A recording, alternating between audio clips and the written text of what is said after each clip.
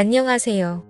옛날에 부모님이 말씀해 주신 것 중에 결혼은 둘이 하는 것이 아니라 꼭 집안을 봐야 한다는 말씀을 종종 하신 적이 있습니다. 저는 그때마다 그냥 귀로 듣고 흘려버렸는데 지금 그 말을 흘려들은 제가 이렇게 더러운 꼴을 보고 이혼하게 되었네요. 저의 너무나도 억울하고 분노스러운 사연 이야기 보내봅니다. 저는 지방에 있는 대학교를 나와서 서울로 취직을 하여 살고 있던 여성입니다. 남편은 친구의 소개로 만난 번듯한 대기업에 다니던 남자였지요. 중소기업에 다니던 저에게 남편은 다른 세계의 사람처럼 느껴졌습니다. 명문대 출신의 대기업 남자 누가 봐도 1등 신랑감이었던 남편. 그와 다르게 서울에 올라와 중소기업에서 지금 월급으로 아둥바둥하는 살고 있는 저에게 먼저 다가와 자신의 이상형이라며 다가와준 이런 남자. 하지만 이런 남자에게 저는 어울리지 않을 거라며 몇 번이고 밀어냈었습니다. 사실 그땐 남자 혐오증도 좀 많이 있었습니다. 초면에 남편에 대한 평가는 나랑 다른 세계의 사람이도 했고 그 이상도 이하도 아닌 호감을 못 느꼈거든요. 제 입으로 말하긴 그렇지만 처녀 시절 때 외모 탓 때문인지 많은 남자들의 관심을 받았고 서울에 올라온 지 얼마 안 되었을 때 나쁜 남자에게 속아서 사귀고 헤어진 뒤로는 스토킹도 단년 이상 당했던지라 진짜 남자라면 질려서 남자들에 대한 관심이 정말 없다 싶어 했었거든요. 그렇게 저는 4년 동안 남자친구 없이 혼자 지냈습니다. 물론 그동안 정말 많은 남자들한테 호감 표시를 받았지만 대응한 적은 단 한 번도 없었고요. 그런데 이상하게 남편은 진짜 순수하게 저만 챙기는 게 느껴질 정도였습니다.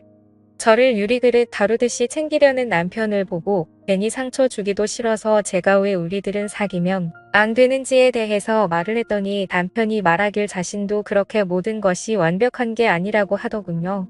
이야기를 들어보니 남편의 아버지가 그렇게 망난이었다고 합니다. 술만 먹으면 어머니와 자기를 두들겨 팼다던 아버지. 어릴 때부터 아버지의 잦은 술심부름은 기본에 공부하는 도중에도 자기를 두들겨 팼으며 그걸 말리던 어머니도 두들겨 패고 교과서도 다 찢어박이고 급기야 고등학교 시절에는 아버지가 일도 안 하고 회사에서 잘린 뒤로 집에서 술만 먹고 가정폭력을 더욱 일삼았다고 합니다.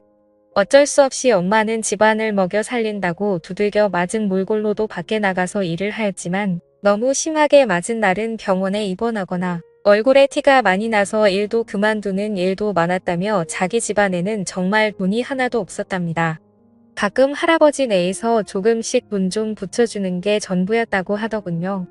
자기는 정말 이대로 그냥 인생이 끝나는가 싶었지만 남편이 고등학생이 되고도 아버지의 폭력이 멈추지를 않자 더 이상 못 참아서 아버지를 개패듯이 두들겨 팬 이후로는 2번 다시 아버지가 주먹은 휘두르지 않았다고 하더군요.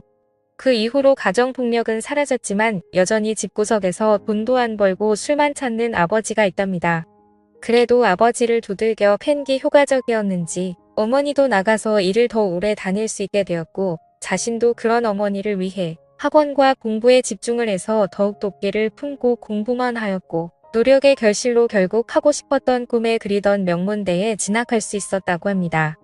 너무 행복했지만 그 행복도 잠시였고 또 다른 시련의 시작이 왔었다고 명문대에 들어갔긴 했지만 사립이다 보니 엄청난 학비를 감당하기 위해서는 장학금을 꼭 받았어야 했기에 더욱 이악 물고 도끼 품으면서 공부를 이어나갔고 아르바이트까지 병행하며 졸업했던 남편. 그런 남편 이야기를 들으니 한순간에 사람이 달라 보이고 존경스럽더군요. 그때부터 저도 역경을 딛고 혼자 일어선 남편에게 호감을 느끼기 시작했고 저는 이런 남자라면 저를 지켜줄 수 있지 않을까라는 마음에 진지하게 만나기 시작했습니다. 연애하는 동안 남편은 정말 제가 생각했던 완벽한 남자 그 자체였습니다. 제가 가끔 화도 내면 다 받아주고 모자란 저를 이끌어주던 남자. 그런 남자에게 빠져 결혼이 하고 싶어졌고 급기야 집에 소개를 하게 되었습니다. 하지만 남편의 이야기를 다 들으신 부모님께서는 그렇게 썩 밝은 표정은 아니셨습니다. 피는 못 속인다는 말과 가정환경의 중요성에 대해서 말씀을 하시더군요. 그래서 저는 부모님께 따지듯이 말했습니다. 그럼 가정환경이 나쁜 사람은 평생 나쁜 사람으로만 살아야 되냐고, 기회도 그럼 영원히 없는 거냐고 따졌죠. 부모님이 꼭 그런 건 아니지만 이왕 딸 가진 부모 입장에선 딸이 더 좋은 남자 만나길 원하는 건 어떤 부모라도 같은 심정일 거라고 오로지 널 위해서 하는 말이라고. 너가 그런 모든 걸 다 감싸 안을 수 있다고 한다면 결혼을 허락하겠다고 하시더군요. 그리고 시부모님을 뵈러 갔을 때 그 중요한 날에도 시아버지는 술에 취해 있더군요.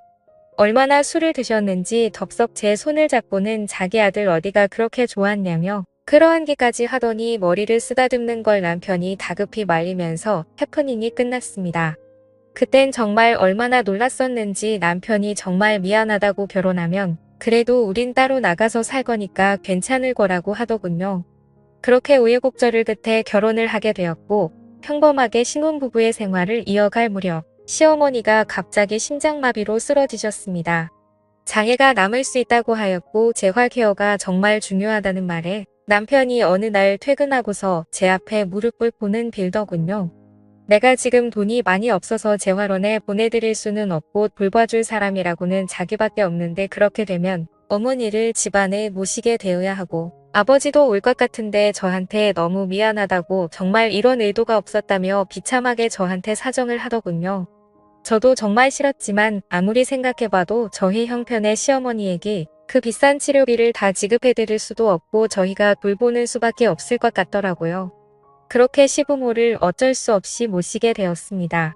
지금 생각해보면 그때 제 불길한 마음을 믿고 어떻게든 했어야 되지 않았나 수백 번이고 후회하고 있습니다. 그렇게 시아버지와 시어머니가 오시고 나서는 저는 일도 그만두고 시어머니 병수발을 하였고 시아버지는 방 안에서 술을 드시고 횡설수설하시더군요. 가끔씩 절 보는 눈빛이 너무나도 소름 끼쳐서 무서웠습니다. 남편은 퇴근을 하면 최대한 빠르게 집에 와서는 저한테 미안한지 계속 눈치를 보며 시어머니를 챙기고 저보고 항상 싫어했지만 사실상 저희 부부의 신혼생활은 끝이 났었습니다. 그리고 부부로서 사랑도 나눌 수가 없었고요.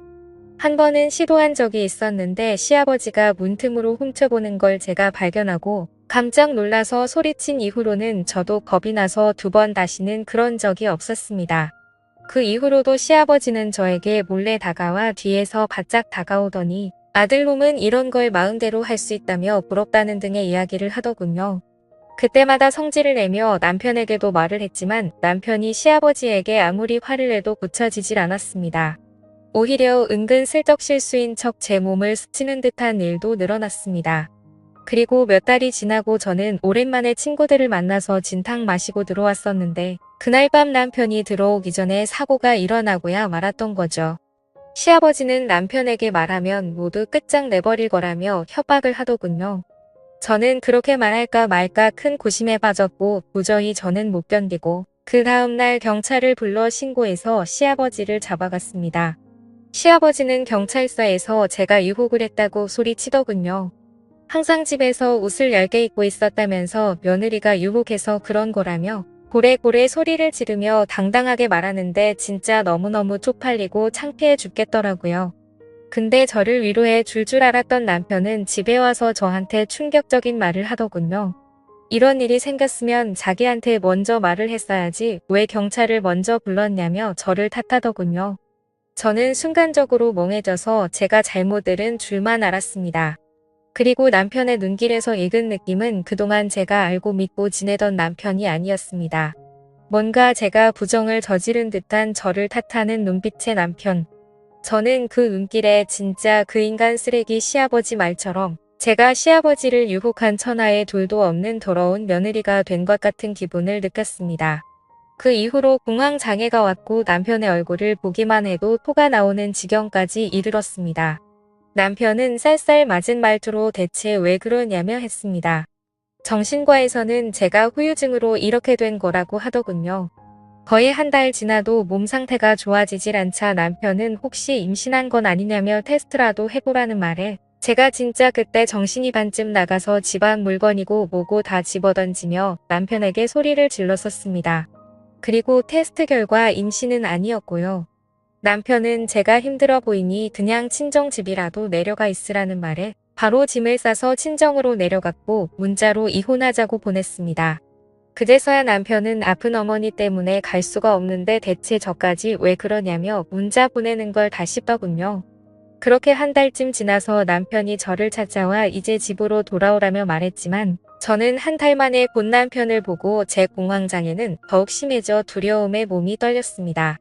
결국 토까지 하게 되자 친정 부모님이 남편 보고 일단 돌아가라고 시켰습니다. 저는 시간이 좀 흘러 몸이 좀 진정이 되자 남편에게 전화를 해서 말했습니다. 당신이랑은 이제 절대로 같이 살 수가 없을 것 같다고. 나는 당신 아버지에게 피해자였는데 누구보다 날 보호해야 되는 당신이 날 더러운 여자로 취급했고 당신의 눈빛 속에 있는 난 이미 시아버지를 유혹한 여자였다고. 이제 당신 얼굴만 봐도 트라우마가 생기고 죽을 것 같으니까 그냥 우리 이혼하자고 했더니 절대 못한다며 우리 집 앞까지 찾아와 무릎 꿇고 나오라며 소리 지르길래 경찰 불러서 쫓아냈네요. 시아버지는 징역 3년을 받았습니다. 정말 기가 막히더군요. 제 인생은 파멸이 되었는데 어떻게 이게 겨우 3년을 받은 건지 이해할 수가 없습니다. 저는 그날 이후로 남자라면 나이가 적든 많든 심지어 어린애조차도 경계를 하게 되었고 타인과 맹사를 부딪히는 것조차 그토록 꺼려해서 장갑과 마스크를 항상 끼게 되었습니다. 정신과 약을 먹지 못하면 지금도 손이 떨리고요. 이제 몇 달 뒤면 그 시아버지가 출소한다네요. 너무 억울합니다. 사연의 내용은 여기까지입니다. 오늘도 영상 봐주셔서 감사합니다.